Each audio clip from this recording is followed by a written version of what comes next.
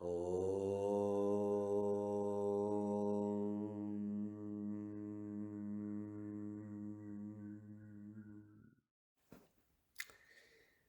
Let's talk about self-inquiry. After coming through these steps, the previous videos, after you have gained a certain amount of freedom, that means you're not being dragged by investments, after you have cleared the majority of attachments, especially to the world, to the stories of the character, to the investments in possessions and whatever. After you have established yourself in this, I don't want anything else from the world anymore. After you have conquered a certain amount of silence, that means you are in touch with the silence, you can remain there.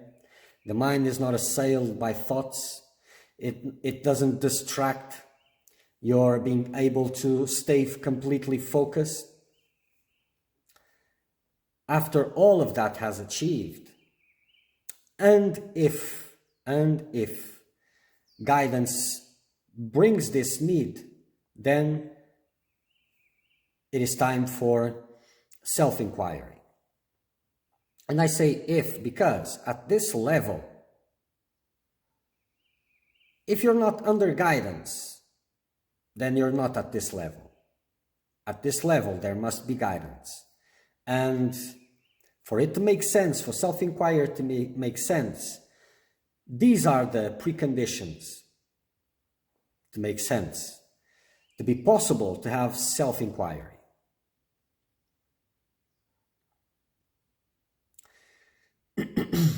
So inquiring into the nature of the self.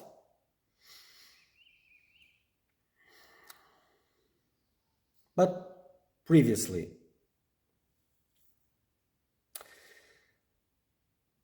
if this is taken by logic, without this previous preparation, what happens is that self-inquiry becomes a kind of a meditation technique instead of self-inquiry. Because there's no silence, there's just noise. There's coming back to the presence and distracting, living again. So it's kind of a meditation technique as you try to concentrate in the first stages of meditation.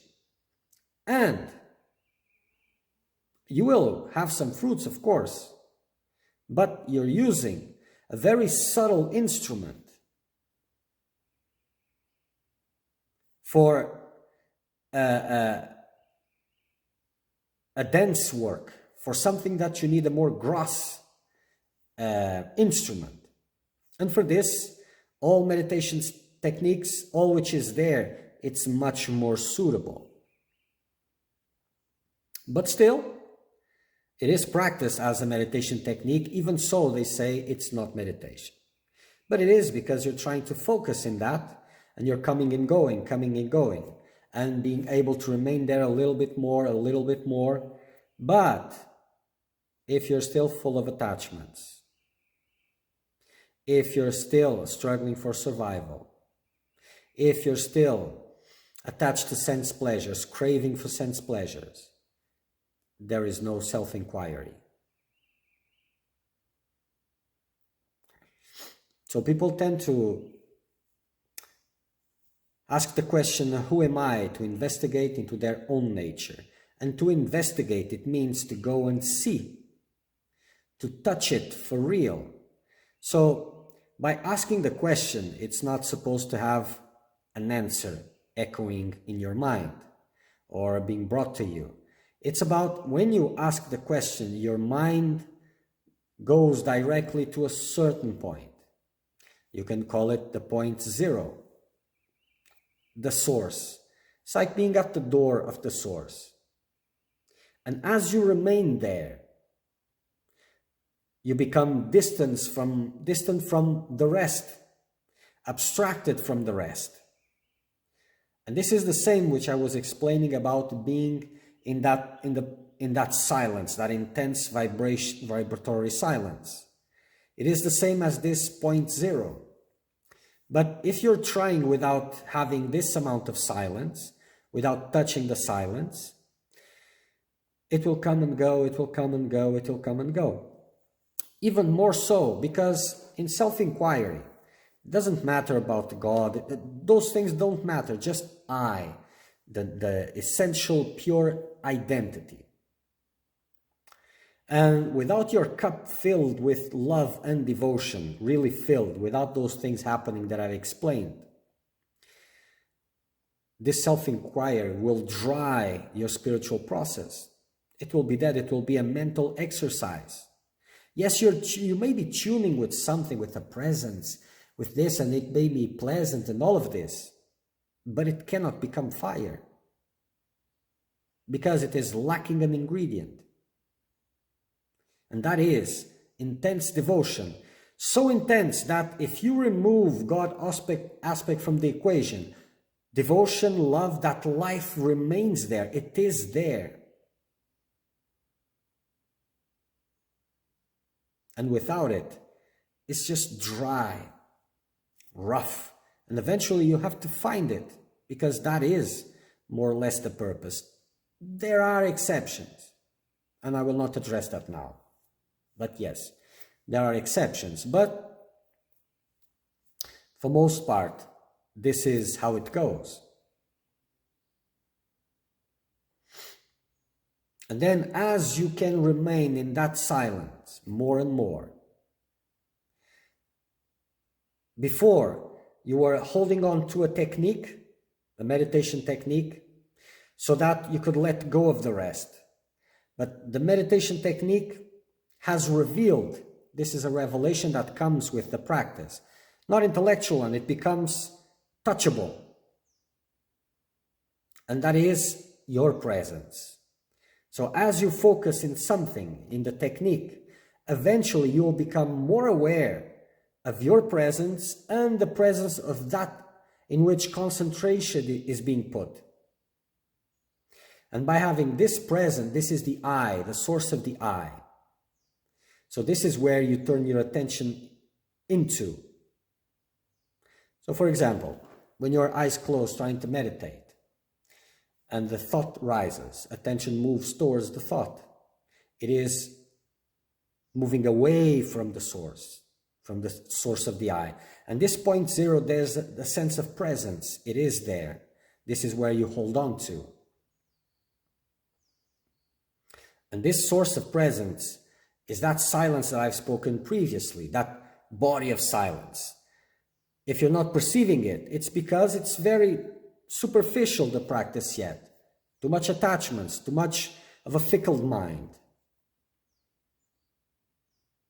If devotion is in its right place, if silence is already possible, and stillness is possible, the capability to remain in silence, without being dragged by sense impulses, by thoughts, whatever it is, then this self-inquiry is possible. You're not attached anymore, and whatever is rising up, as long as attention moves, if needed, you can ask the question, who am I? And immediately, in that level of subtleness,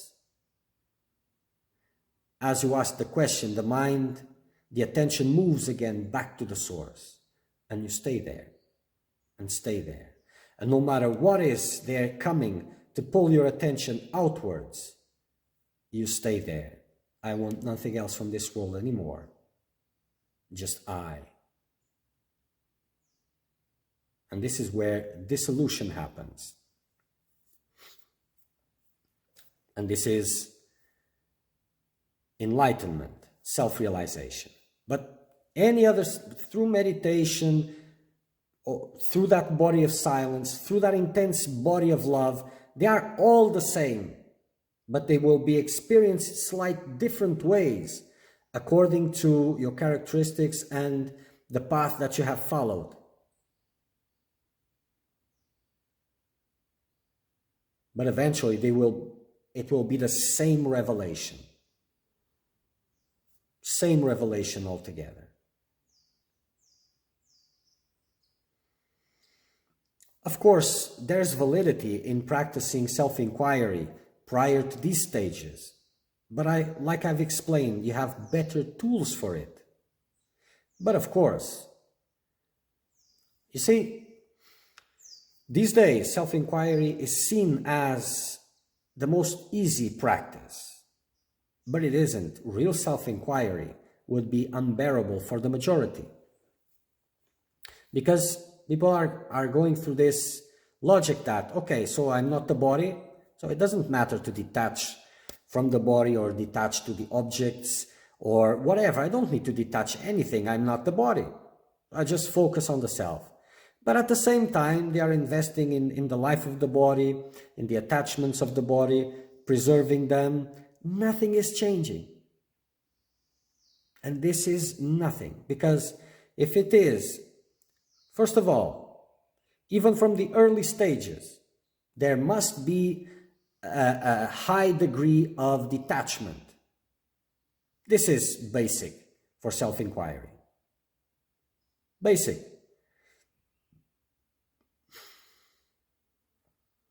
There must be a high level for it, or else it's just a bad meditation technique because it's too subtle. I give an example about this gross and subtle.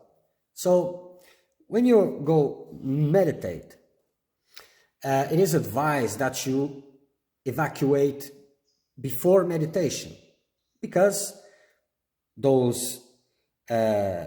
poop is dense, its energy is dense, and you're pulling that up. No need, because you sit to meditate, you clean everything which is there, so that you start cleaning it, you start circulating that energy through your energetic body.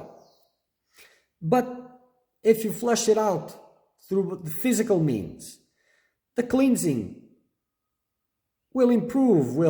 Instead of cleansing that, you'll be cleansing other things. It is more suitable. So this is why there are many cleansing kriyas, so that meditation can be better used. So what you can clean with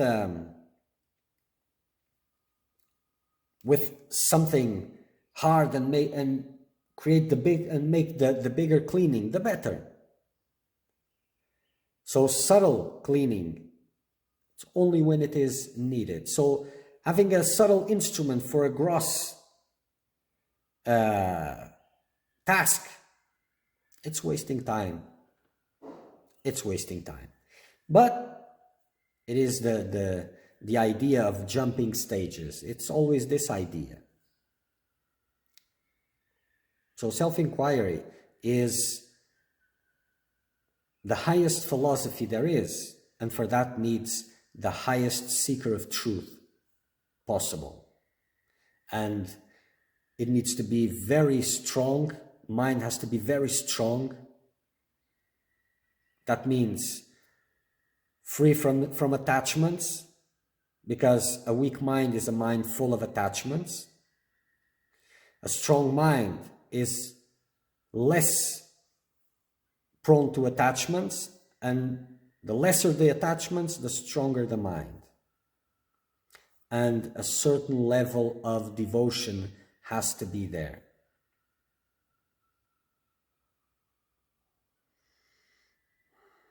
Self-inquiry.